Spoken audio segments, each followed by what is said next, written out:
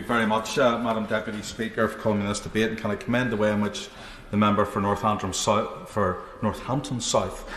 introduced the amendments and spoke to them at the beginning of this debate. I think that he served the House very, very well. At the outset, can I say that I'm opposed to harassment? I think it's intolerable for a woman to feel that they're harassed at any point. And it's also intolerable for a man to feel that he's harassed. We've had a little demonstration of harassment, mind you, today in the chamber when a member came into the House, told male members to pipe down, it's none of their business essentially, and then beetled out.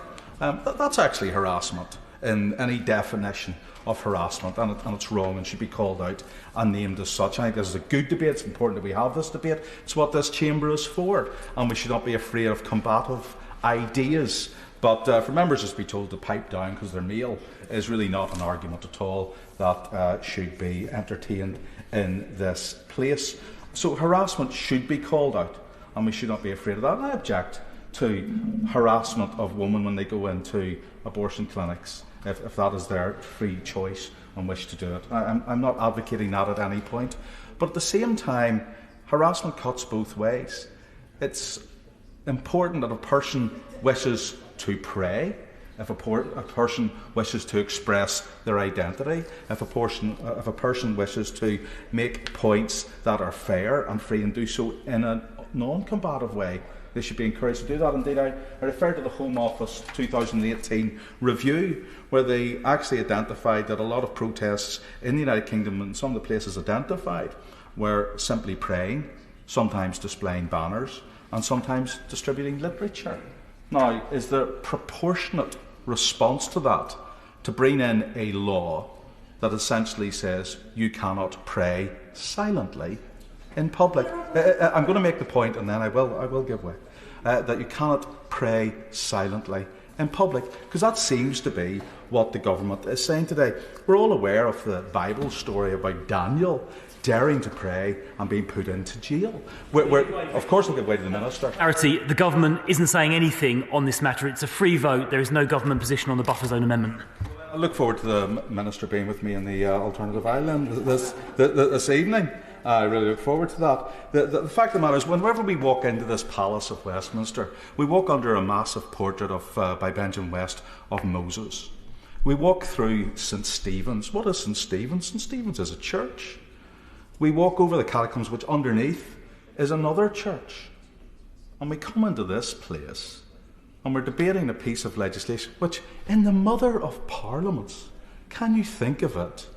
We're debating a piece of legislation that will essentially say, if you dare to pray in this Christian nation, in silence, in a certain part of this Christian nation, you will be arrested.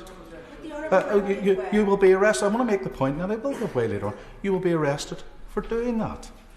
I think members need to stop and really seriously think, is that the sort of law we wish to pass? Is that the sort of law we wish to support? Because the government does have an opportunity, and maybe the Minister would intervene on me on this particular. Maybe the Minister, no, you're not the Minister. Maybe the Minister would intervene on me on this particular point. Is the Minister willing to say that the government would exclude from this legislation and take out of scope silent prayer as an indication that this liberty of freedom of thought, of freedom to have an opinion in your head, that is allowed? I think that would be the moderate thing for the government to do. You know, freedom of thought is a right enshrined in the European Convention of Human Rights, Article 9. It's also enshrined in Article 18 of the International Convention of Political Rights, and in the freedom of opinion is enshrined in Article 10 of the European Convention. These are international rights that we should all be supportive of, and which we should defend to the very end, because it is about our right to think, to express, and to hold that opinion which we hold dear. Even if it is an objectionable opinion, even if a person doesn't believe in the God that we're praying to, we're entitled to have that. And to remove it in any way is a removal of a legitimate right. But we had a justification in this House. I really had to pinch myself with a justification made in this House that we should actually limit our thought and limit our opinion. And that was because I'm going to make a point, and I promise I will give way. The point was made by the member for Ealing very clearly that praying in certain places is not the proper place. Now, the member's entitled to that opinion, but where is not the proper place to pray? Is it not the proper place to pray in here? Will that be the next argument? Where ultimately is not the proper place to pray? And the member wants me to give way, I'll happily give way. Thank you, Madam Deputy Speaker, and I thank the Honourable Member for giving way. And I'd like the Honourable Member to help me understand why it's particularly important that prayer must be carried out openly, publicly and ostentatiously. Because if we pray, actually most often, nobody else would know that you're doing it. And the Honourable Member briefly referred to the Bible when he talked about Daniel in the lion's den, and so I'd attract his attention to Matthew 6, verses 5 and 6. And when you pray, do not be like the hypocrites, for they love to pray standing in the synagogues and on the street corners to be seen by others. But when you pray, go into your room, close the door, and pray to your Father who is unseen. Is it not possible to do that privately without intimidating others by doing it ostentatiously and publicly? The Gospel of Matthew, of course, and so some of the months I do know a little bit about this. The Gospel of Matthew, in that, is a wonderful Gospel. Of course, the reference which I made was to Daniel, and Daniel was praying privately in his home.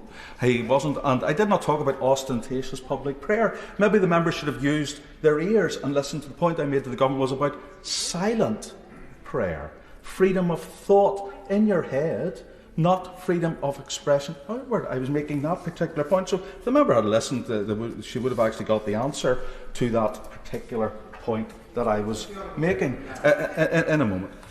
When we consider the level of crime across this society, I think there's over 500 knife crimes last year, and we're going to ask the police to actually get engaged and be detained in questioning people about what they're thinking in certain parts of the United Kingdom. I think that's absolutely a complete waste of police resources and police time.